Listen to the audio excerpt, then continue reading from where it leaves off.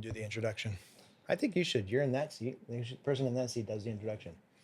Oh, you'll edit this part out, but what is the introduction? Hi, welcome to episode 2. Okay. Hold All on. right, here we go. In 5, 4.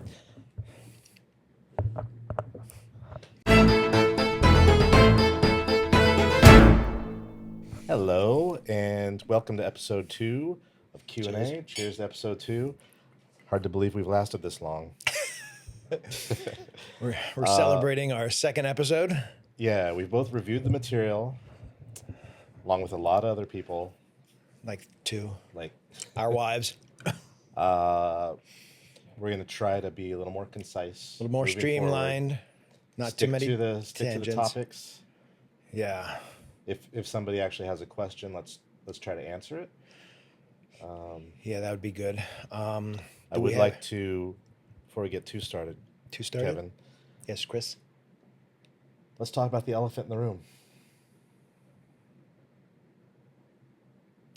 How we switch sides? You didn't say nice haircut. I haven't had a haircut in a year. Okay, to be fair, the last, I say maybe 700 times we've hung out, you've had a hat on. For all I know, you could be bald. It looks good. It also looks like you're in a ponytail if you had long hair. No, it doesn't. That looks good. Anyways, all right. So That's not big enough. We're moving on. Past that. So should we start with a topic of our own, or do you want to try to go back to that? The networking one or Yeah.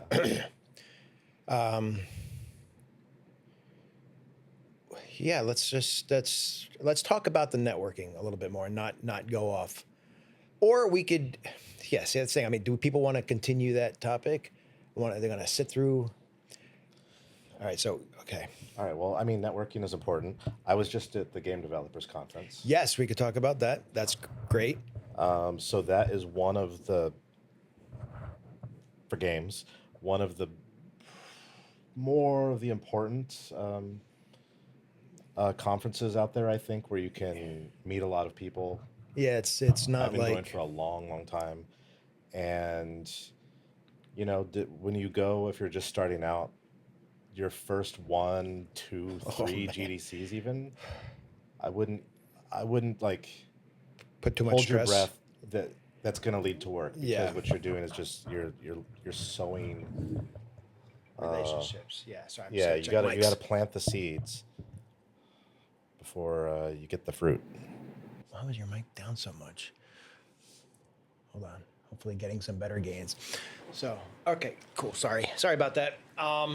So people that I met way back when at GDC, they, like, some of them have just become acquaintances. Some of them are actual friends. I met you at GDC. Yeah, that's when we met first face to face. Yeah. And then others have become like really valuable clients to me.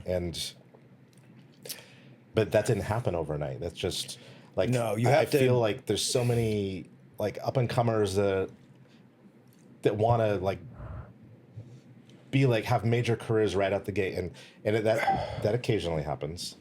Very but rare. it's very rare, and you just, patience and perseverance. Yeah, I remember. I've only been a handful of times. I think maybe 4 or 5 times, and I remember making. You establish these relationships, and the key is to not bother them for work, but just talk to them about the industry. Yeah, Obviously you have to preface it that you are to describe what you do. But I was gonna say the opposite. Oh, don't say, hey, I'm a composer, or just... No, I think there's so many composers that go to especially GDC now. Yeah. That's almost like social kryptonite.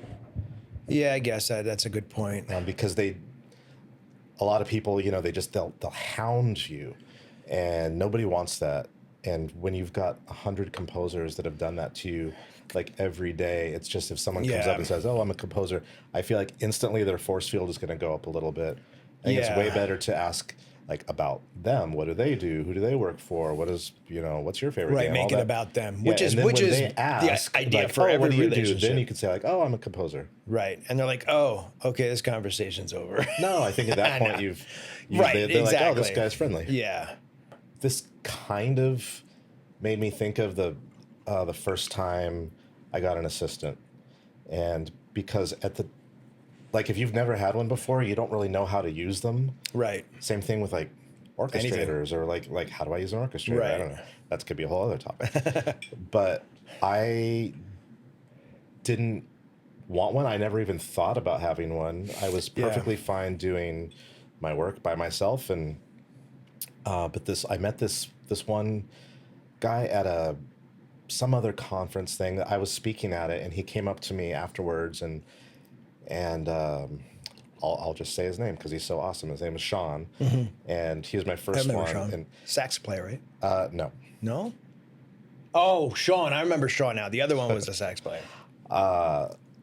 so Sean I came up to me remember Sean, after this yes. thing, and just introduced himself, and he seemed like a nice kid, and he's like, hey, if you ever need help, I would love to assist you, and I didn't need help. I didn't want help. Right. And I was like, oh, okay, thanks. And I said, I don't need one now, but if you email me every so often, check in, and Right. and I'm like, not too much. I said, once a month is too much. Yeah. I'm like, maybe every 6 months, yeah. maybe every 4 months, something like that. But just it'd be good to hear from you, and then maybe things have changed. And so he did that, and like he emailed me like twice over the next year, and both times I was like, oh, thanks for reaching out. Right. I'm good right now. But Yeah, but thanks for staying in my mind. Yeah. And then the third time I think he emailed me, he sent me this list of how he was going to make my life better. And he was like, I can do this for you. I can do this for you. I can do this for you. I can come over and print stems while you have a nice dinner with your wife, or while you're sleeping or something. Right. And just all these things. And I was like, ooh, that sounds real nice. Yeah. And so I hired him, and he became invaluable to me, but he planted those seeds. That's very smart on his And part. did it- yeah. Respectfully. Did it respectfully, and he was genuine, and you could tell he wasn't he wasn't too aggressive, and I get that too aggressive all the time Yeah. now, and it's off-putting. So that's how I was tying that in. No, I think he did it in the best way. Just Turn my phone off so it doesn't do that. oh, mine's gonna end up doing that probably at some point. Okay. Like, yeah, have a way of going about it to where you're not annoying to the person you want to work with. Check in, and be persistent with checking in. Not annoying, persistent, and then look at that. And then he worked for you, and a lot of assistants, go on to. That's how they start. They'll get work, more and more work, and so that's the way to do it. Other than networking, and I would think. I mean, other than networking, networking is difficult. Not because we're an antisocial group of creatives. No, but I'm certainly introverted. No, I know, but like myself. But I think if you're not working or if you're not writing, put your efforts into trying to get noticed by another working composer, whether it be an A-list composer or anybody else that's doing it for a living. Why? See if you can help them? Yeah. Oh, Help them. Do you think that's how they want it now? Because, like assistants kind of have their own like group of people that assist composers, and they all talk.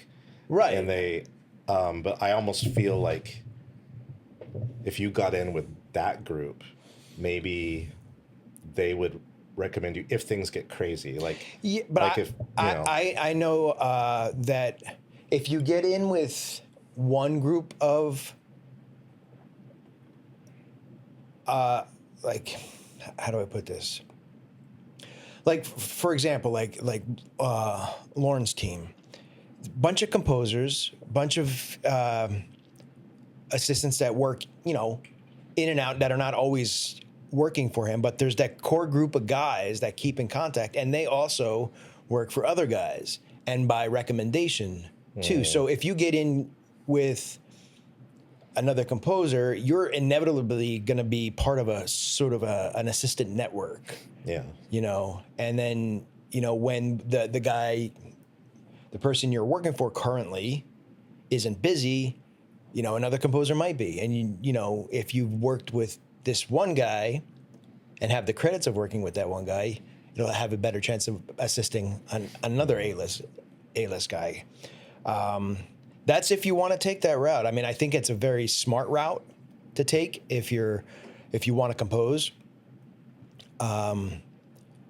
Work as an assistant. I don't mean like an assistant. I mean, actually, take it how you want it. I mean, you can be an assistant that preps sessions, prints stems, anything like that, and then also does, some additional music when needed, or just if you're hired for just additional music. I mean, I think doing it that way is one avenue to eventually, hopefully, get you some more of a recognition from that composer you're working for, so he has faith in you to hand you stuff that he can't take on at that moment. Right. But to get there, though, and not just be like the guy that goes out and gets lunch, you've got to make yourself invaluable to that. Of course. And I see both of that all the time, but I can tell the ones from other composers I know that have had people, and you can tell the ones that I'm like, this guy's not going to be around too long. Yeah, you definitely can tell. Yeah. Yeah. So, and that's what was so great about Sean is I could not imagine my day-to-day without him. Like, he helped me so much, and he became invaluable. That was a sad day. We had to go. Yeah, I didn't have an assistant for a long time before I had my first, mainly because I didn't think I had the means or enough projects happening at one time to be able to financially support an assistant.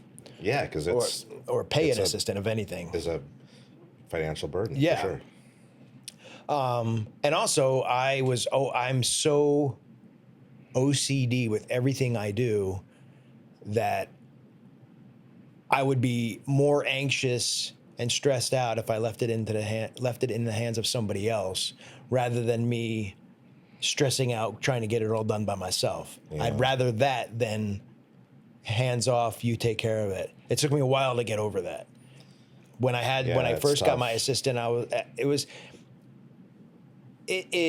mean, you sort of know, like my first assistant, it was just basically feeling comfortable, not even musically or what, just knowing that the trust was there. And that only comes with, having conversations with them and the first few jobs you give them. But once the comfort was there, I felt no issue, relinquishing some work and stuff. But yeah, I like to handle a lot of stuff by myself. But me too. I mean, I haven't had an assistant in years, and sometimes I'm so busy, and then when I have to like print stems or something at the end, and I just know that it's going to take me possibly days to do this. I think we need to talk about how you print stems. To be honest, so too. If you could do an episode where you show me. I mean, I'm not saying how you do it is wrong. It depends on how you route things. My templates, it's a mess right now. So I'm hoping it will be better soon. How often do you create a new template? The one that I don't even work. Well, do you even have a template? Yes. Oh, I don't know. Some people just load up the recently tracks. I haven't been. Okay.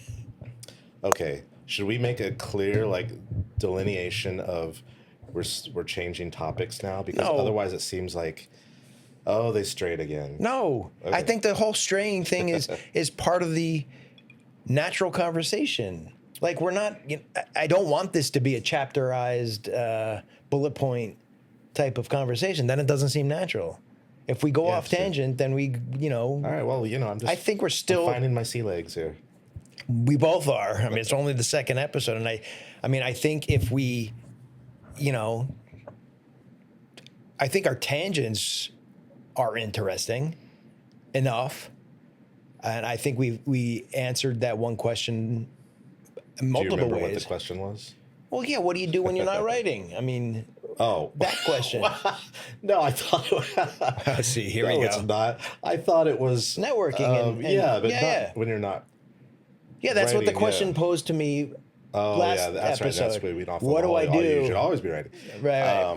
So all we right, were but like, even as I'm always writing, I still, I feel like half my day is still networking and looking for the next gig. see, I am bad at that. When I'm writing, I just want to write on. I just want to do the project, and there's no time. Like it's a totally different headspace to get into that. What's the next project when I'm in the headspace of either one or two other projects? Yeah, I mean, if I'm in the zone, I'm not gonna stop. No, and do that, I understand that. Yeah, but like I gotta be like the way I do it is like I have Production Weekly opened up on one monitor. I have IMDb opened up on another monitor. I have what is it called? It used to be called Below the Line. Just all the trades opened up, and I'm taking notes, and I have my spreadsheet. I saw you had Suno and ChatGPT open. What? What the hell is Suno? Just it's the AI music writing software. Oh, is it? Yeah. That's how far away from AI I am. But yeah, it's like it's a whole thing for me when I'm looking for work and looking for possible projects that I can, that's within my wheelhouse. Dude, it's the monkey bars though. You got to do it like you're on the monkey bars, where you reach for the next one while you still got your hand on this one. Yeah, see, you don't reach for them both. You don't take your hand off and then reach. That's what it sounds like you're doing. I have never been able to do monkey bars, dude. That's because you're doing it two hands at a time. I know. That's not how you do it. It just comes from So me from you got your childhood. job. This is your Right. bar. And then as you're working on this job, you swing to find the next one. And then you finish that job and, hey, you got that one. All right, hand off that one. You're doing this one. You swing to the next one. You can't just wait until you're done and then you fall off the bars. I really don't wait. It's not like I don't put any thought into it. There's, like I said, it's totally two different trains of thought.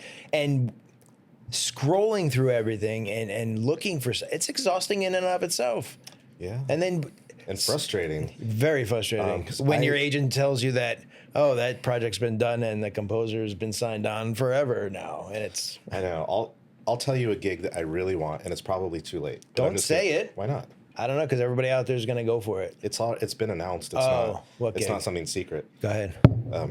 Okay, what is it? It's called Code Word. No, it's the Hellraiser game. Oh, I didn't know there was a Hellraiser game. Yeah. See? No, there's not. Well, you said it's already done. Look for it. That would be stupid. I would totally be like, dude, that's your gig, Chris. But I even know the guys at the developer. Right. No ish, because I had pitched on other stuff for them before, and so I reached out, and this is part of my monkey bar thing. I was like, guys, first of all, I'm a friend of Clive Barker's. I have worked. I'm just kidding. I know you are. I've worked with Clive on numerous projects. This is so my jam. And by the way, Chris Young was the one that kind of inspired me to get into orchestral music. Oh, well, not personally, but his music to Hellraiser. Yeah. That was one of my first kind of like, oh my God, this is amazing. And I've told him this too, so I'm not ashamed to say it. I blatantly ripped him off while I was at UCLA, and we had an orchestration class where you had to produce like a 2-minute or 1 minute or something piece at the end and orchestrate it yourself and then bring it in. And so inspired by Hellraiser. I told him that, and he thought it was funny. so anyways, I'm mentioning all this to these guys doing the Hellraiser game, and I even took a picture because, as you know, in my studio I have Clive's like original portrait of Hellraiser that he painted. Oh, right. Yes. Yeah. Yeah. And to my knowledge, it's the only oil painting he's ever done of Pinhead. Oh. And I happen to have it. And so I took a picture of that and I sent it to them. I'm like, guys, like, holy shit, is there any other right composer out there that right now that's, besides maybe Chris Young, that's like more perfect for this or wants it so bad? And I'm like, I'll demo, I'll do anything. Never heard a peep. Oh, I know, and I just saw something. I was reminded again today because I saw an ad and it was talking about the Hellraiser game, and it's like, oh man, is it now? It's probably too late. But do I go after it again and say like, how often? Just go what? How often did you? We're talking about pursuing and being persistent. Yeah. How often were you after you sent that email? I didn't follow it up because I could. I could see that it had been read. How do you see this was on LinkedIn. I saw it had been read, and then no answer. So I was just like, well, they have somebody, or they're not interested, or whatever other million reasons for not. Maybe they just forgot. I mean, I should have followed up. Maybe there's there's definitely other avenues you probably, but I mean, I think LinkedIn is the worst of them all. But unfortunately, that's sometimes your only way to get in contact with anybody at a developer or a production. I don't know. It feels sometimes more professional to go LinkedIn. It does, but I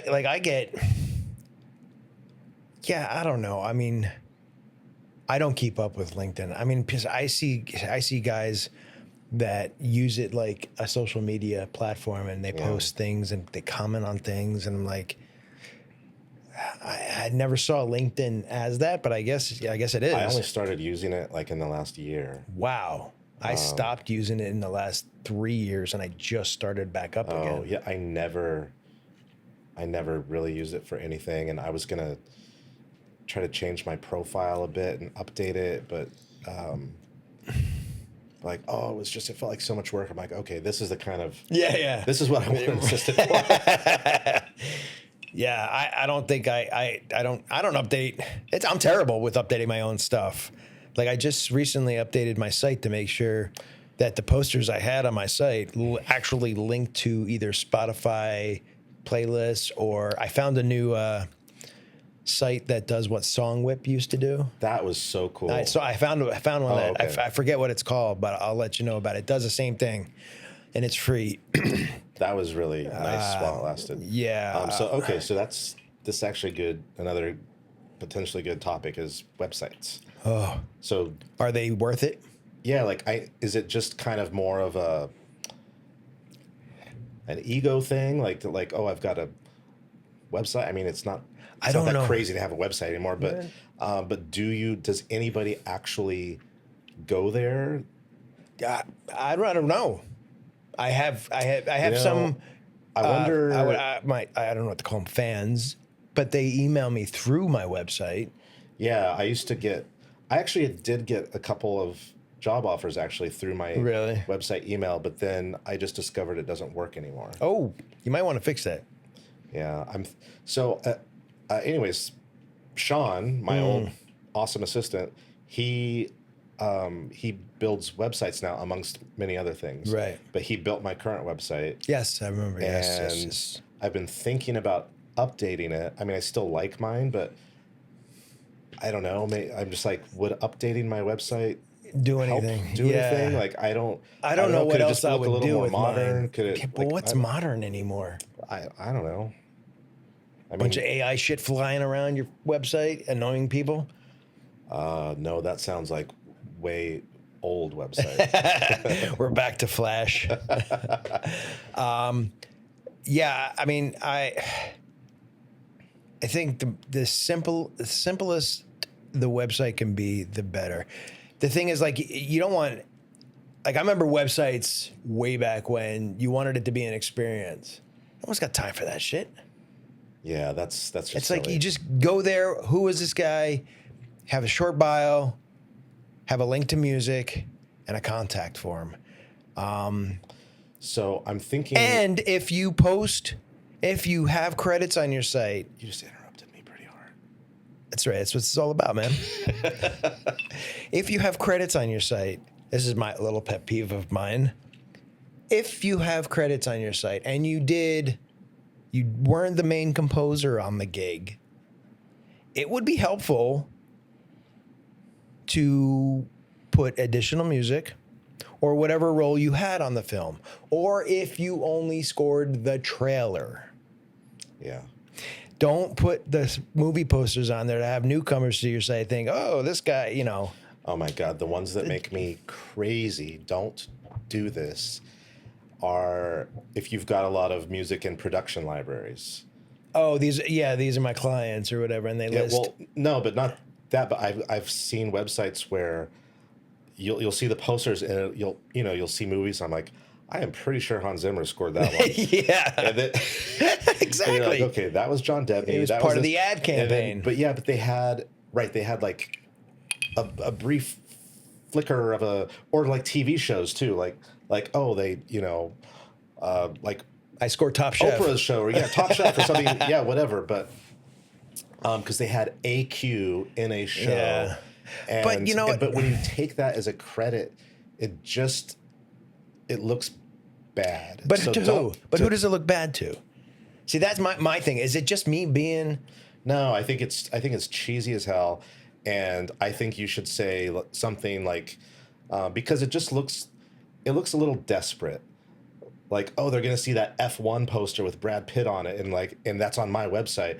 You're like, no, dude, you didn't score that. Like, Right. Like, oh, no, I did a whoosh that ended up in the trailer for it. Musical sound design and trail. Like, put the actual credit there. Yeah, if it's it was under a heading of like production music or something, Right. And then you had stuff like I've had cues or whatever in the following shows, and then it's like, oh, okay, that's But way that's the different. thing. It's like that's still impressive. There's thousands of people that would want that credit.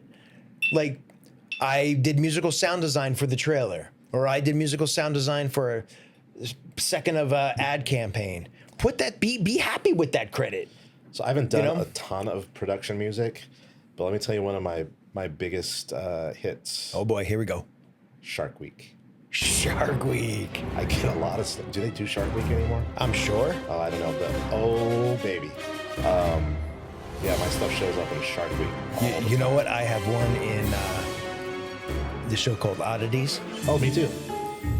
I get a lot from that. It's like, and I listen to it, I'm like, this sounds exactly like the theme from Oddities. Because it was an old piece I did. I forget Did what they use your music for the theme? No. Oh, But every time I hear that piece of music, I'm like, every time. Like, if I ever go back to it, I'm like,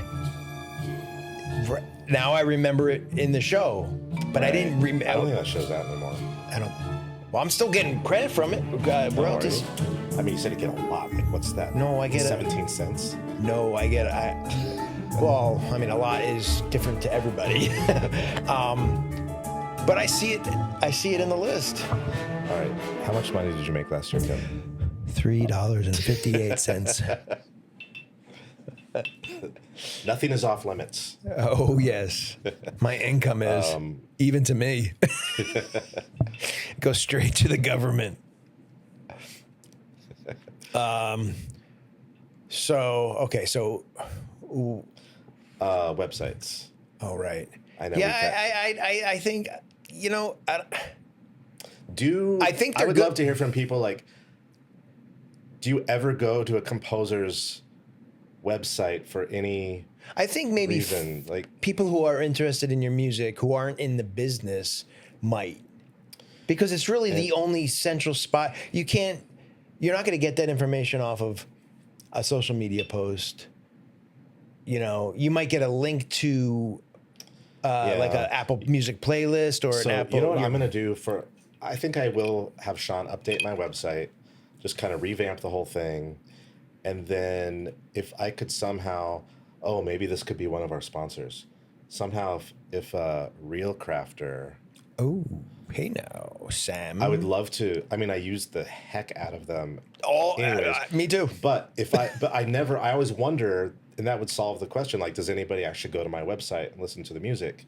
And if I don't know if you can do this another way, but if I could just use Real Crafter embedded for each playlist. like for each project, you know, because Yeah. I do now, like I'll have like the poster and you just click on it, and then I think right now I'm limited with my website to like 5 tracks total Okay. that I can put into the little Right. the little Doohickey. yeah. And they're MP3s now, like 128s or something MP3s. So it's not great quality. It's a shame. So I would like to Yeah, I think have Sean. I got to up that to waves, but anyways, but if we could embed Real Crafter in a way that was cool and didn't say Real Crafter, you can, if you have the top subscription, you can get rid of the Real Okay. Crafter logo. I never do because Sam's awesome and I like to Yeah, give him more. no. When I have my regular Real Crafter page, I don't care about that. But I just mean on my own personal website. I still keep it. All right. Well, I guess we know who his best friend is. It's not- but it does. I believe now But if I they could go in the track back it. and see, like, They do oh, yeah, track every it. month, like, oh, these were the popular But I think ones, it's and- only, I don't think, I forget how it's done, but you see, because there's a and obviously you can only do, I only do that with stuff that doesn't have an album release oh, yeah. because I just do the song web type thing for that, so people go get it. Right. But if I'm doing a few demo, not a few demo, but a few teaser tracks or an album that doesn't have a release, I'll put the whole album up there in Real Crafter embedded, and I believe it does track plays. Well, if it's Real Crafter, it does for sure. Yeah, it used to never do embedded ones. It only used to do if you go to the Real Crafter Okay. playlist on the Real Crafter site, but I believe now it does. Man, well, with Real Crafter and Heaviosity as 2 of our sponsors I now, know. this Yeah, is looking pretty good. We're gonna, I might be able to get those 2 chairs in here with all that. Ooh. But wait a minute. What? Oh wait, you want some of that endorsement money? Yeah. So I don't think we're joking around enough this episode. I think we're too serious. People are gonna get bored. Okay, I'll tell you one joke. And this is a joke that last time when I went to vote at my polling center or whatever, there was this elderly gentleman sitting outside welcoming people as you walk up, and he said, Right. "Oh, are you here to vote?" I said, "Yes." And he'd said, "Would you like to hear the joke of the day?" I was like, "Absolutely, I would like to hear the joke of the day." And he said this to everybody, by the way, Oh because my my gosh. wife had gone there like 3 hours before me, and she told me the same thing, but it was a different joke. Oh. Oh wait, no, it was a different joke. So the joke he told me with a totally straight face was, what do you call a cheap? What do you call a cheap circumcision? I don't know what. A ripoff. Oh man. And I just busted out laughing. And I walked into the polling center and I was laughing. And the guy that handed me my ballot was like, "Did you hear the joke of the day?"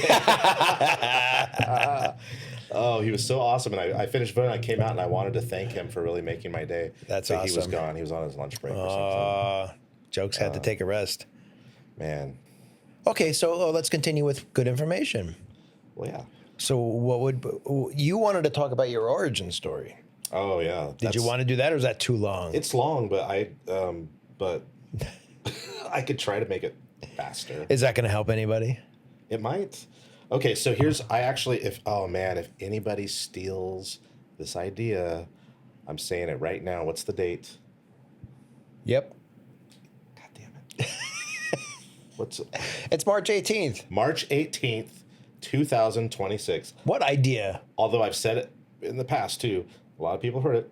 What? I wanted to, everybody's writing a book. And so Oh. for years, I've just been like half joking, saying like, "Oh, I'm going to write a book about how to get into the Industry. how to get into industry, how to make it as a composer, and I'm going to call it How to Get Struck by Lightning." Okay. I like the title. Because everybody, I mean, so many people, that's how do you get in the game industry? How do I make it as a composer? How do I do this? How do that? And it's like everyone's path is unique.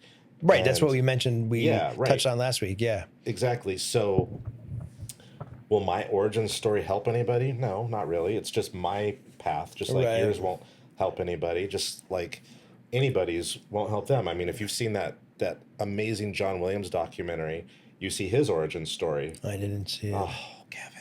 Oh, I'm sorry. It's so good. Sorry. And it's like him as a little kid, like studying piano, and then he started like a little like big band in his garage, and of course he did. And there's all like he just, and his parents were musicians, and he just did nepotism. all the right things in his particular timeline on Earth that got him to be where John Williams. Right. And you know, like if he had done something different, if he had studied flute instead of piano, or like would he be John Williams today? Like, I don't know. So everyone's origin stories are different, and they're all interesting. Although they won't help you. No, they might not help, but they're an insight into how it could happen. You know, like just with like anything else, you listen to stories and you take what you can from the story and apply it to your own life. So you telling your story, there might be one little nugget of information in there that might have somebody think a certain way to alter their path. Right.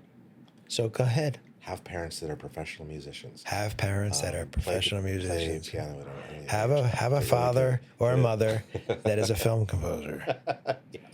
Then you pretty much have it made. Yeah, well, there's that, and that's that's another valid way in. It's cuts corners and like for sure. My boys didn't know what they were doing. They wanted to play baseball. They could have had a shoe-in to the industry. They could be in here printing stems for you. The thing is, I have to get gigs for them to get gigs, and we all know how hard that is. I know. Plus, with two, that's like. Well, it's like. Kiner. Yeah. Yeah. The Kiner. I don't know. Are they twins? Or they're Kiner kids. Yeah. No, there's two, and they help out, and now doing their own thing. What are the odds? Even though if you grow up with like a really like your dad or your mom or whoever is like a really great composer, really successful composer, and so of course they can kind of give you a leg up. Right. But what are the odds that they want to do it too? Well, they want to do it, but also that they're able, that they somehow got the music. Right. No, I guess it's rare. I mean, and you only hear about the ones that end up getting into the scene. But you don't hear about the ones that go on to play baseball. I'm just kidding. Okay, so I'm gonna do it. Try to abbreviate it. Okay. I'm gonna do my origin story, and I've done it before on other podcasts and interviews and things. But I'm gonna do it here. Can I interject with snide comments? Yeah. Okay. Well, awesome. I'm gonna try to keep I need at least 10 minutes. We got that. Okay, I'm just saying. That's right. That would put us still in under an hour. Okay, and then we can hear, something, slightly less interesting from you, and then we'll wrap it up. I'm exhausted today, so you're not gonna hear much from me. But go ahead. All right, it's that LA traffic. Yeah, holy fucking hell. Okay, my origin story. So I did not grow up musical. I did not play an instrument. I didn't go to the symphony. I do happen to like ballet and opera now. I did not go to those either. Don't tell that to Timothy Chalamet. I think we know who won out in the end. I know. Ballet and opera. And good for them. Until I was about, I think, 16. And then I got a guitar. And I got a Fender Stratocaster. Yeah, baby. And my dad actually plays classical guitar, not professionally or anything, but just as a hobby. Right. And so what age was your guitar? Did you get a guitar? 16. 16, okay. And so, yeah, I got this guitar, and for the rest of the last 2 years of high school, I was just self-taught. and I still didn't Tablature? read music because tablature. Yeah, of So course. I taught myself, how to play things like Zeppelin and Metallica and Slayer and AC/DC and Black Sabbath, but I had the Right. big tablature books of Hey, the albums. nothing wrong with that. And no, it's a legit way to teach yourself guitar. Yeah. But then I moved to and I had a death metal band, Ooh, Tribal Corruption. really? Yep. Nice. And but so I played death metal for a couple of years, but I never considered myself like, oh, I'm a musician. It was just like I play guitar in a death metal band. Okay. No, I mean, I was a musician. I don't know. Yeah. I didn't identify as a musician. That's weird. I didn't. Yeah. So that's why. So I went to a junior college because Okay. I didn't identify as any kind of profession. So, like I had no idea what I wanted to do with my life. I would have loved to have actually kept a band going, but like our drummer, he was super smart. He went off to Claremont McKenna to study something. Jesus. And then, and everything just kind of fell apart. Right. After that, I did get another drummer, who's crazy good, but it's like the people I brought in started taking the band away from me. I was like the last original Tribal Corruption member, and this guitarist that joined, he was so good. Like crazy good. And he started writing the songs. I was used to always writing the songs. Right. He started writing them. And honestly, I couldn't play them. They were too hard. And so I just wound up dropping out. Oh man. That was a bit of a tangent. Right. So anyways, I'm at my school, Bakersfield College, and I happened to take a music theory class, just for fun. I kind of took a little of everything.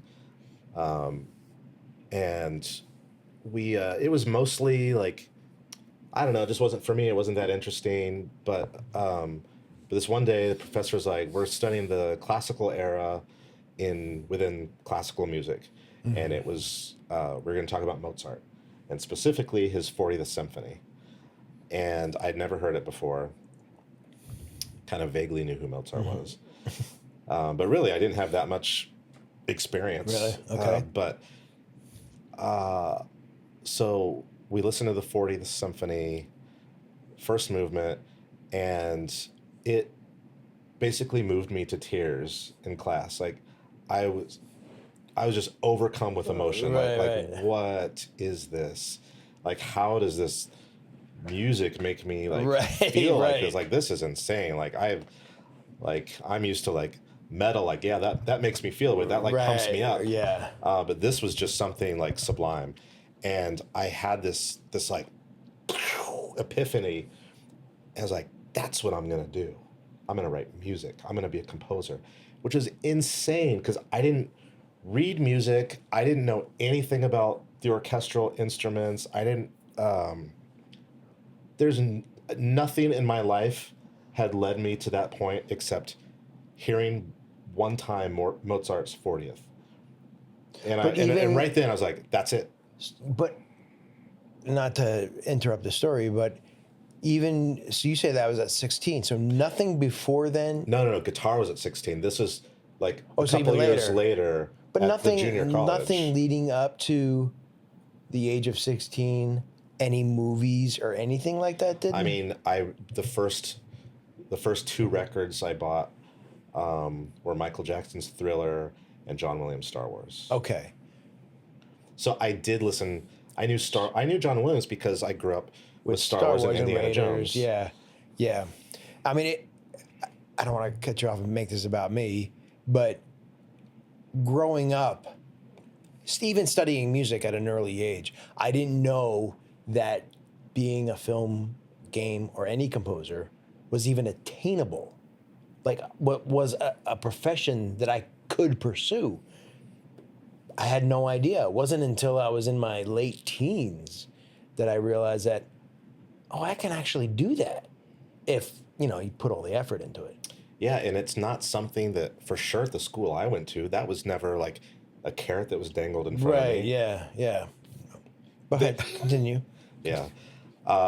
So, heard Mozart's 40th Symphony, had my epiphany. It was like, from this moment forward, I am a composer. And so I stayed at this junior college one more year, which was kind of long because then that was like my third year there. You know what's long? What? The story. Just kidding. We want to know your origin story in the industry, not. It's getting to that though. Okay. It's getting to that All right. because I'm surprised we didn't go far back to. we would have if I had had any musical training then. Anyways, be quiet. You're the one making it longer than it needs to be. Yeah. Okay. So, stayed on another year. That's what she I said. took piano lessons. I had transitioned into classical guitar. Mm-hmm. I did take lessons for that. I was doing music theory, music history, sight singing, and Ooh, sight singing. and terrible. Solfege. And just any music class the school offered, I was in it. And then I wanted to I would talk to, we had this amazing professor. He actually just retired, and I'm sorry I couldn't make it out for his final concert there, but his name's John Gerhold, and he taught music at UCLA, and he was a huge inspiration to me. And I was writing out like little things, like total like Bach ripoffs and stuff, because I, like, besides Mozart, I'm like, ooh, Bach, who's Well, this that's guy? what you do when you're And- learning. I mean, you. But that counterpoint was so interesting to me, and I like wrote him something or for class, whatever. But he was just like, he's like, ooh, that's already very advanced. Like, you have like counterpoint in there. Do you even know what that is? And I'm like, no. And he's like, well, a lot of like people just write like a chord and like a melody here. He's like, you've got like multiple lines doing things, and you made me feel all fancy, like ooh. But then from there, I was like, okay, I'm ready to go to an actual university, and I'm going to study music. And I had made up that mind for myself that I'm going to stop looking at your watch. I didn't. That I wanted to go to a real school and study music for real. And at the time, I thought, this is before I was like scoring media. I was like, I'm gonna get my doctorate and have my doctorate in music composition, and then teach at a university, and then the school orchestra will have to play my music because I'll be a professor. So I wound up going to UCLA, Right. And then blah blah blah. Fast forward, I got my degree. I go out into the world, and it's like, Holy well, how do you make money? shit. Like you can't just get Jump on into it, open up the back of the newspaper and see like composer wanted. Blockbuster film needs composer. So, dude, I don't know how you went about like looking for your first gigs, but I actually found the one. It's kind of funny now, although it still hurts a little bit, but I found a number, and it must have been in like Hollywood Reporter or something, but it was like, oh, here's some movies that are in pre-production. And I was like, oh, perfect. And I used to even, oh my God, I would have my ex-wife call and be like calling for Right. Mr. Velasco. Oh, that's fine, yeah. Yeah, I would even do it myself sometimes. Like I've got Mr. Velasco on the line. Your voice sounds the same. Whoops. I'm calling for Mr. Velasco. Got Mr. Velasco on the line. Mr. Herman. But so stupid. But I'm sure I'm not the only one. No, of course done not. that. No. But I called this production company, and they actually answered, and I was like, oh, hi, this is Chris. I'm a composer. Like, I saw your thing. Your movie sounds really interesting. Like, love to talk to somebody about writing music for you. Right. And I remember this girl was online. She was like, oh, that's so awesome. We definitely need a composer. Like, wait, let me put you in touch with the director. And I was like, oh, baby, I have just struck gold. Happening. It's happening. And she gave me his number, and then I was so nervous, but I like did some breathing exercises. I called him up, and Did he do one of these? How the hell did you get my number? oh yeah. Yeah, I got that before. But he's like, hello. I'm like, oh, is this? I don't even remember who it was. you know, is this Quentin Tarantino? And you know, I don't use original composers. Jesus. But yeah, the guy was so pissed. Yeah. He's like, "How did you get this number?" I'm like, "I called your production office and they gave it to me. Do you know who I am? Do you know who you are? Like, you've got no right calling me, blah, blah," just cursing me out. F you, F you. Might have been the same guy I called. But he was just like, "If you ever call me again, I will make sure to ruin your career before you even have one." And I was like, damn. Wow, for your first. And that put me off cold calling. Yeah. Yeah, that'll do it. Holy That cow. didn't happen to me at first. That happened to me. You know, it's funny. This might be a tangent, but Oh, it already is, because I haven't No. even gotten to my origin story. well, because you started at too early of a point. I did. I had a mutual, myself and Bill Conti, we had a mutual friend. So he put us in touch with each other. So I had a conversation with Bill Conti, which was freaking awesome, Yeah. by the way. But I was struggling and I was just, you know, asking his opinion on things. And he's like, I mean, obviously, this had to have been close to 10 years ago, 15 years ago, maybe. Yeah, definitely more than 15 years ago. But his story of how he used to do things is different than how I was doing things back then. Just like how we did things is different from people how they're doing things now, as far as trying to get work. But he was telling me he used to ride his bike and just hang out in the commissary and the lunch area of Warner Brothers and everything and just walk the lot. I'm like, now you can't do that. No. But he was big on just make the connection, make the phone call, you know. So I did. I saw this movie that was in production. It was an animated film. And at the time, this animation company wasn't big, but they're huge now. And it's not Pixar or anything. It's one of the other ones. So I called up and I got straight to either the head producer or the director. And it was the same type of thing. I'm like, hey, you know, I saw you have this movie in production. I'm a composer. I'd love to work on it. Or I'd love to submit material and, you know, have a chance to be considered. He goes, how'd you get my number? He's I'm like, if this isn't Alan Silvestri, I'm going to hang you up by the balls. So I don't remember how I got his number. I literally think I got it off of a listing for the production company somewhere. I did my research and I got the number. Tighten your shit down if you don't want Right. the composers calling you. But Jeez. holy hell. And he pissed me off so much. I'm like, whoa. Did you snap back at him? I didn't snap. I'm like, dude, I am just calling. I'm like, the way I reacted to him was like, almost like, easy now, you know, pump your brakes type of thing. I'm just calling. Right. And he's like, who are you? And I'm like, I explained who I was, what I do.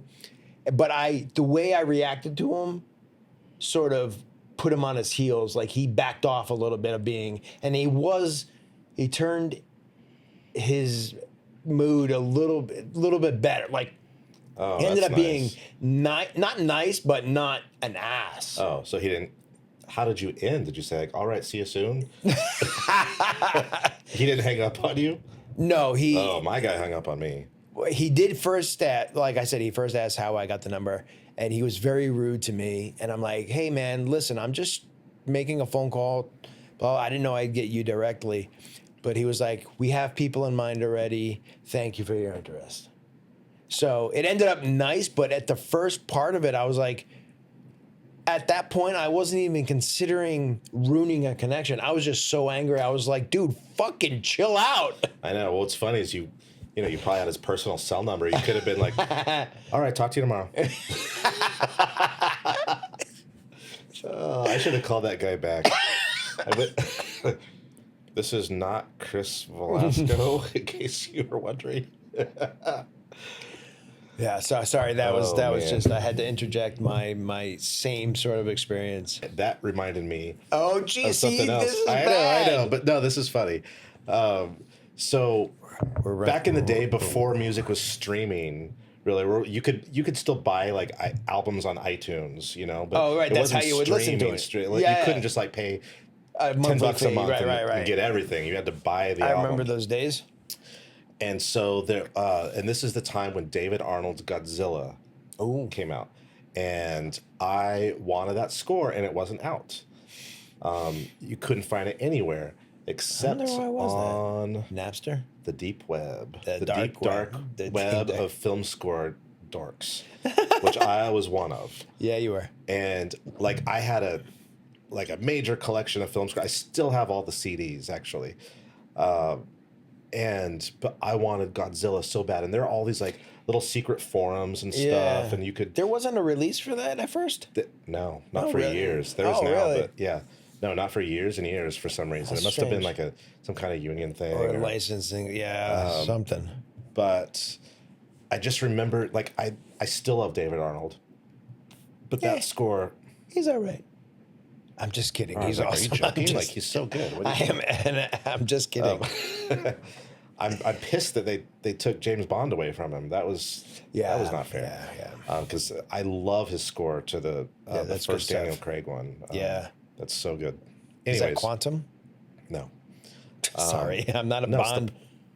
no. I mean, I like Bond, but I'm it's not up on the Quantum. It's not Quantum. it's See, he not. did Quantum though. Quantum of Solace. He didn't do that. No, Yes, who did that? I don't know. It doesn't matter. It doesn't matter. Maybe you're he really, did. Maybe he didn't. You're really trying to stay on point here, I am. because that would have been an awesome tangent that you usually It entertain. would, no, that would have been Yeah, dumb. no. Anyways, No. So I was in touch with all these like dark web not composer, but composer Soundtrack fan sites Soundtrack or fans. soundtrack fans and stuff. Yeah. And then if you had something that was really rare, like Godzilla, that was your golden ticket because you could burn CDs. Yeah. And then you'd be like, okay, for this though. Like, what have you got? I want this. And then sometimes there was a few specialty album soundtrack labels that did like limited runs of certain things. Like I remember Urban Legend by Chris Young was one of them, and like very low amount of copies made, and so it was kind of expensive. I mean, back then if a CD was like $30, I'd be like, in my wildest dreams, like. No way could I afford that. But, dude, I got a copy of Godzilla from somebody else. And so I had that. And I burned some CDs. And I put the word out there. I just, like, So you spread the became seeds. another like, dealer. I'm like, I've got Godzilla.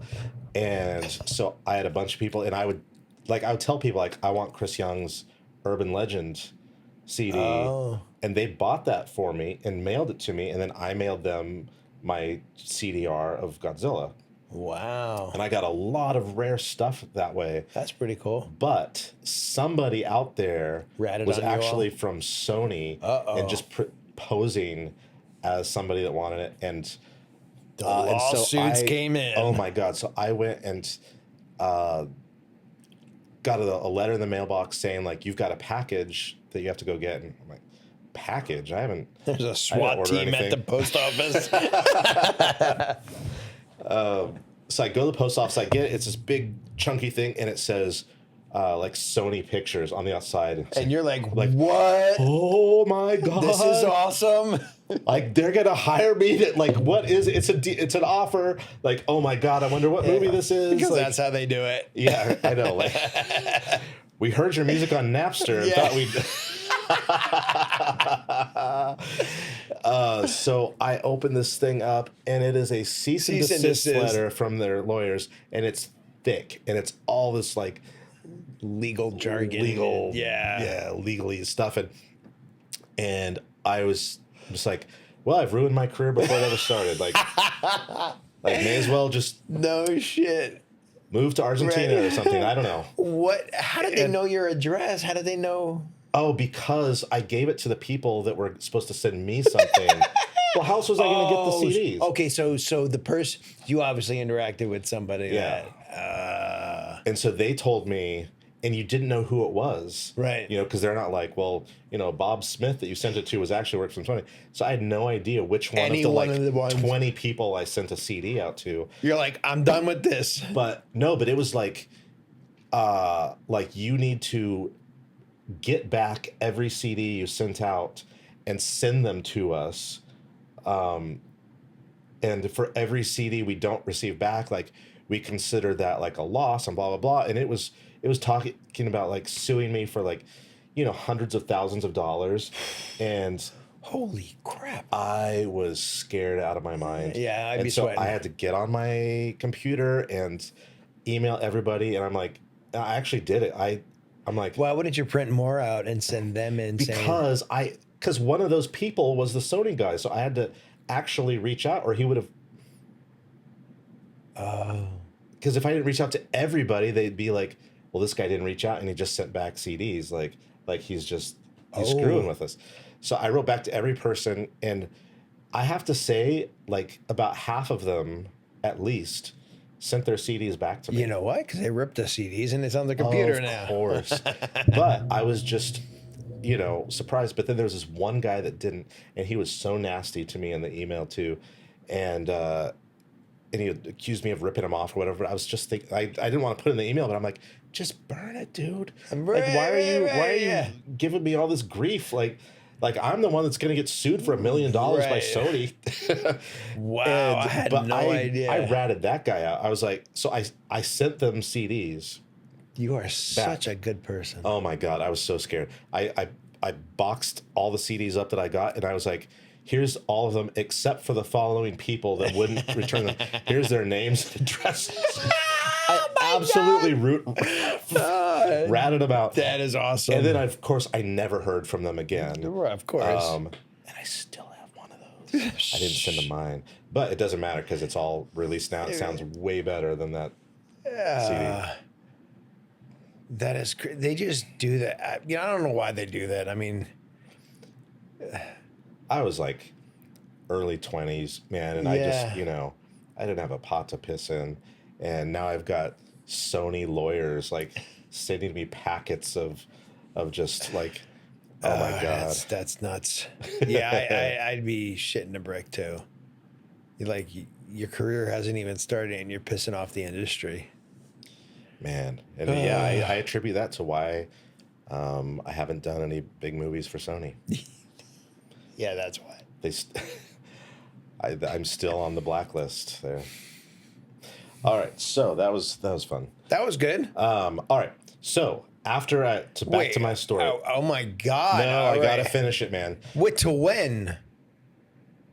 Till Like, now. how far are we going? Till present day? No, but till I got my first gig. Okay, let's go. Give it All to right. me. Get out of school. Don't know what the hell I'm doing. They didn't teach me how to Get gigs. how to make a living as a composer unless you want to stay in school and become a teacher. Yeah, nobody wants to do that. And nobody wants to do that. Yeah. Some people do. I certainly found out I did not want to do that. If I was gonna teach, I definitely wouldn't want to teach music. I'd teach something else. All right. Anyway, go ahead. Who cares? I, So, oh man. so I spent the next 6 years trying to get into the game industry. Oh, and at that point, I realized I wanted to do games, not film or TV. Right. Because I had scored like a bunch of student films at UCLA. That's actually how Chris Young got started. Yeah. But I don't know, the caliber of the directors at that moment in time, their ideas were nothing that I wanted to score. You could be, if you stuck with it, you could be Ludwig right now. Him and Ryan stuck together from day one. There's a success story. Like, how did he get struck by lightning? Like, Yeah. like he stepped out of his house day one, boom. Went to USC, boom. Right. But you know what? He's so good. Oh my God. I I love that collaboration. Yeah, exactly. So like when it happens to somebody that's nice and talented, it's like, phew, that was a good move, universe. So who are you saying is not nice? I'm just kidding. Go ahead with your story. Go ahead. So yes, 6 years literally from the time I graduated to the time I got my first gig, and I did not want to move out of LA. Last thing, After go to school. yeah. And it's, it's so expensive to live in LA. And I had, like, during that time, I was actually married, and then we split up. Right. And then when we split up, like, oh my God, like, she actually had like a regular job that was bringing in like money, not for us to be like comfortable, Right, but just paid the but we bills. could like live in North Hollywood Right. in like a little apartment and not worry about like being homeless or having to move back home or move to another like cheap city or something. So that kind of gravy train ended for me. And and dude, I honestly do feel though that was the catalyst that like flipped a switch for me, because That would do it. Yeah. yeah, because I was before that, like, I was an extra in like so many like I films and remember. TV and stuff, like stuff from that era. You could watch it and be like, is that Chris? That is Chris. He's in the background leaning But against dude, the I locker. did everything. I cleaned out wells in a forest. I did like tear down stuff on roofs for before they would roof the house, like out there with your shovel, like Damn. and that was scary work too. Yeah. Every you don't like restaurant being- job, everything, and then yeah. So when my ex left, that was when I really had to like, okay, I have to work to make sure I can stay here, because at that moment you had to be in LA if you wanted to be a composer. Yeah, at that time. pretty much. Yeah. And so my last, and I had an agent at the time, our agent Bob. You had him way early. I then know, on? way before like an agent should really take you on. Yeah. But it gave me a little like boost in confidence. Yeah, of course. And so my last final job before I started composing full time was as a telemarketer. And it just sucked the life out of me. Yeah. I was terrible. I wouldn't follow the script. I'd be like, it's like George trying to sell computers or something. I'd be like, hello? You want to buy this? No? Okay. Okay. I would never try to talk about it. I'm like, I know a losing battle when I hear one. Like, I don't want to get yelled at or hung up on. I'll just say like, thank you very much for your time. Go about your day. But through Bob, I got... He emailed me or called me or something like that morning and was like, there's this new game, Battlestar Galactica, that Atari, that Infogrames is doing. Oh my God, Infogrames. And it's like an open call. It was not an open call, but he found out about it and like, just like, here, every composer I know. Right. And I used to watch the original Battlestar with my Right. mom when I was a little kid. Right. And so I was like, oh my God, I know this Stu Phillips music. This is like totally meant for me. I wanted to do like sci-fi anyways, like space, like John Williams-y. Like this is exactly what I wanted to do. And so I called up work and I said, I need the day off. They knew I was trying to become a composer, professional composer. Right. We are all composers. But when you make money, now you're a professional composer. Right. So they knew that, and I was like, I got my first demo ever. I need the day off because it's due today at 5 p.m. Right.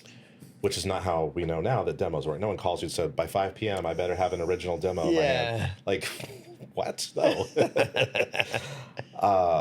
So it had clearly been going on for a while, and I heard about it on the very last day. Right, yeah. But work was like, sorry, dude, we need you. And like, Telemarketing. I'm like, first of all, you you don't need me. Right. I'm not selling anything. And secondly, like, no, this is my one chance. Right. Like, you got one chance. What's the Yeah. one chance? Right, something like that. Opportunity knocks once in a lifetime. Right. Yeah. And I'm like, that's it. That's opportunity knocking. So they wouldn't give me the day off, and I said, okay, cool. Well, how about this? I quit. And they're like, okay. But they needed you. Right. So, and I told a couple of my friends that I'm like, I just quit my job, but I I got a pitch for this game, and they're like, "Are you stupid?" Like, people did not really, because it had been 6 years with no luck, and they're Right. like, and you had a job and you just quit so that you could Pitch on a game. audition for something, Yeah. and I'm like, yeah, People but this don't is get this it. is my this is my Yeah. life. Like, this is, if I don't do this, I'm gonna explode or implode or Right. and so I listened to the Battlestar Galactica music, got refreshed with it, did my own take on like Stu's themes, like, Right. but I made it kind of like thematic and then sort of actiony, and like, Of I'm going to show course. you a little bit of everything, and I sent off an MP3 through email, and because Waves would never attach, they're too big. No, yeah, way too big. And then I got a call like 10 minutes later, and it said, my phone said Infogrames. I was like, oh, What? my Lord. And like, hello. And it was a guy that became a good friend, Tom Zender. He was the audio director there and composer. And it was Tom, and he was like, hey, we just got your demo, which I have to say is a bit of a surprise, because who are you and how did you even find out we were like looking for composers? I'm like, oh, my agent told me I should send something. He's like, all right, well, it doesn't matter because we really loved what you did. Unfortunately, we weren't expecting anything from you or anyone else now, and we settled. We thought we had everything. We settled on a composer like an hour ago, and Oh. we already called him, and he accepted. And I was just like, all the air just like, Yeah. Oh. and oh my God, what a gut punch! Yeah. It was horrible. Oh. But he really seemed genuine. He's like, but we recognize your passion for Battlestar Galactica Right. in your music. We liked your music. We liked what it was doing, and like, you would have been great. But I'm so sorry. And so at that moment, I was like, I'm not doing this anymore. I can't, like, this is Can't deal with the emotional. like it's been 6 years. I got one opportunity, and then I missed it by an hour. And like, the universe is telling me, you got to move on, buddy. Oh, wow. So I looked into the next day culinary school. No shit. Yeah, I was gonna go to the Cordon Bleu had a satellite campus in Pasadena, and I was gonna enroll, even though I still had crushing student debt from UCLA. Right. I was gonna enroll back in school to become a chef, Wow. because it was the only other thing I was really interested in. Right, yeah. And then the next day after that, so 2 days after I pitched, Tom Zender calls me up again. He's like, we were listening to your demo, and we just can't stop listening. Like, we really like it. So we'd love to give you a cinematic to work on. And it was going to be like 2 minutes or something. And I don't remember what I was charging back then. It was not a lot. Yeah, I knew, but my rent was also not so much back then. And I'm like, I'm going to write this one cue, and it's going to pay my rent for the month plus like food. Right. And I'm like, I made it. Like, I'm a professional composer. And I was. And so I did that, and then they liked it. And then I did another one, and they kept giving me some cinematics. And then at one point, they're like, well, we actually let go of the guy we hired. Do you have the bandwidth to just take over the game? And so I got to score the game. It was just all the cinematics, but dude, it was enough to like keep me floating in North Hollywood for probably 6 months or something. Yeah, that's awesome. And then those same guys hired me for a Barbie game. Okay. Barbie Swan Lake. And then I did another one that was like another kids game. And then they were doing Van Helsing. Van Helsing. Van Halen the game.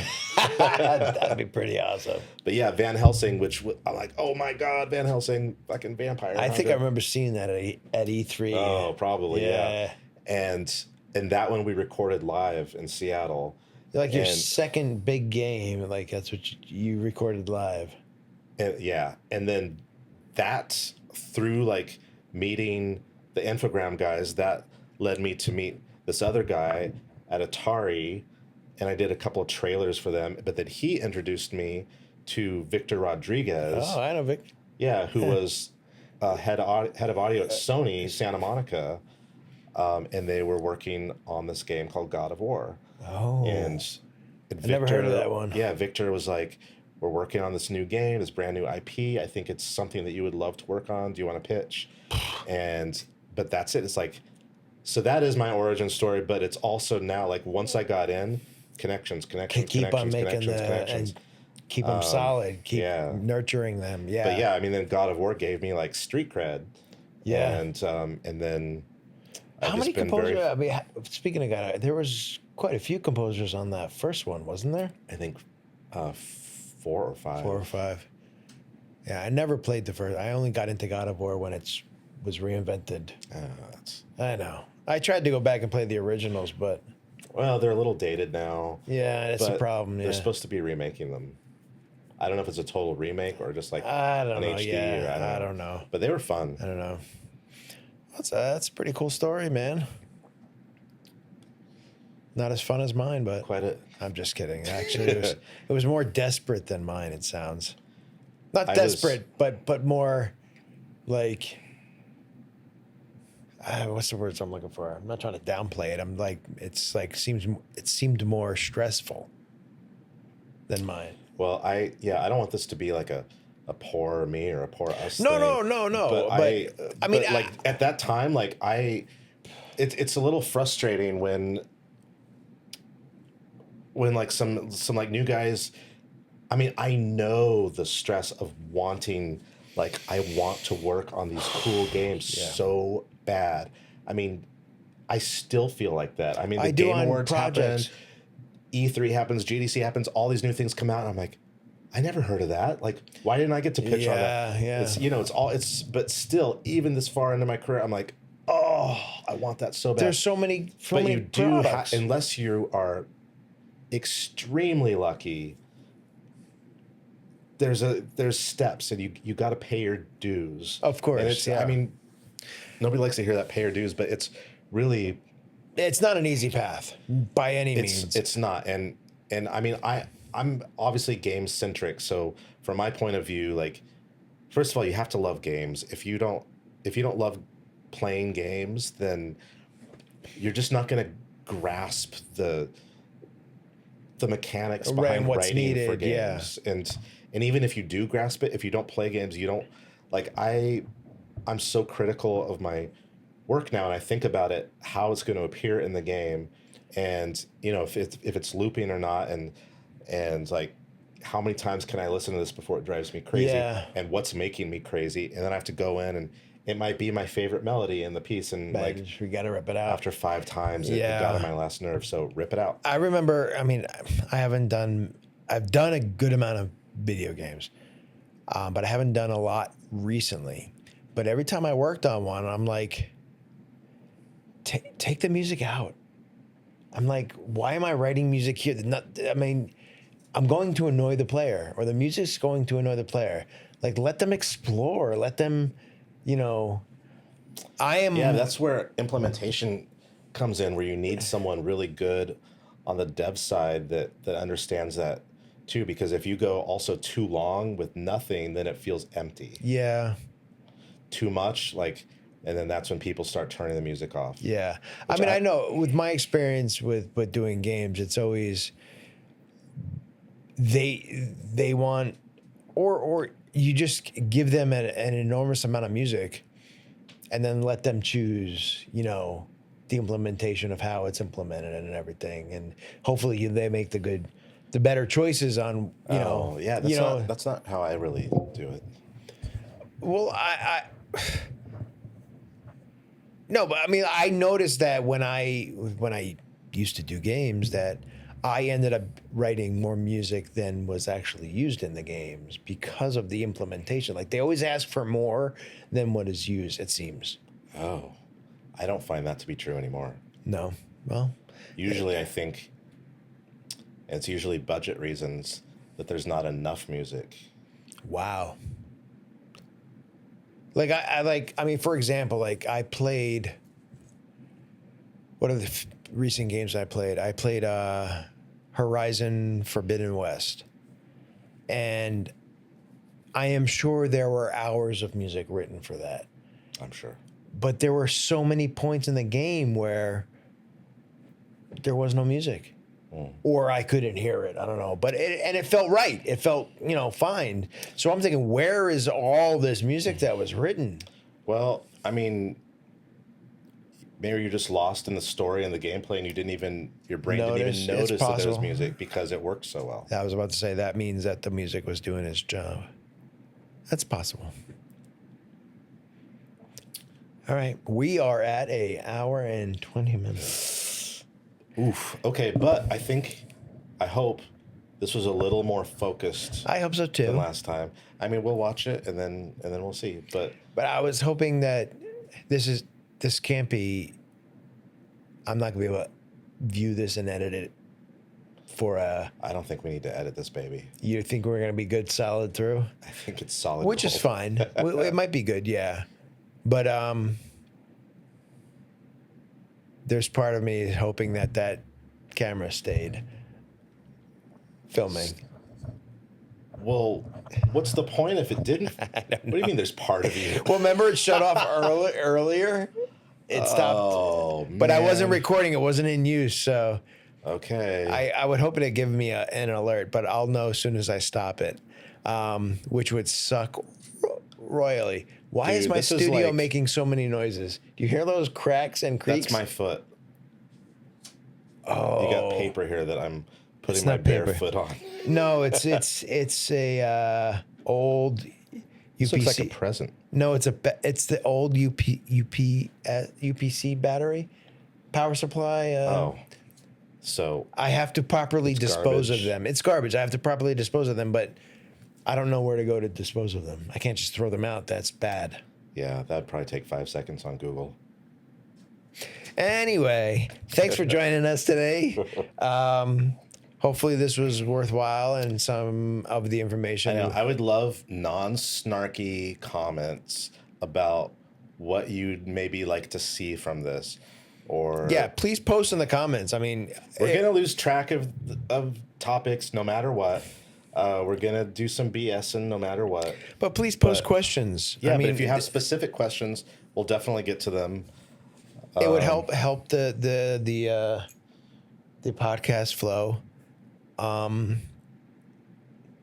yeah, thanks for those who have watched. Thanks to our sponsors, Heaviosity and Real Crafter. Potential sponsors, but we should tag them and be it. Oh, we're going to start. Yeah, this one I will tag them. And hopefully soon I'll be able to get it up on like just audio podcast too. So you can listen on your long drives to work.